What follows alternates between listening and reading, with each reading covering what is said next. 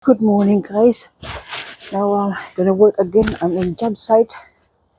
Now I'm just gonna show you guys ano nga ba ang gamit ko sa aking pagkarpentero. No?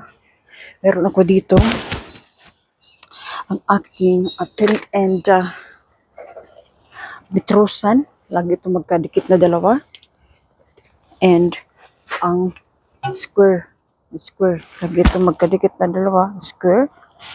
Tapos meron tayo ditong chisel. Tapos yung snip.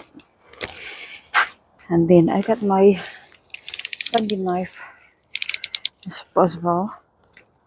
Dalawa ang pencil ko.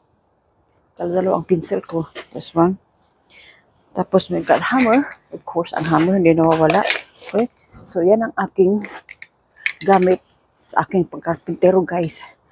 So sana may natutunan kayo sa aking video for today. Gagawa pa ako mamaya, guys, ng video.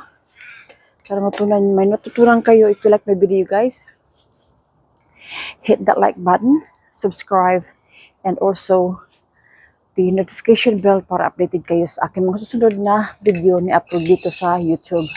Maraming salamat, guys. Now, we're gonna start working. Okay?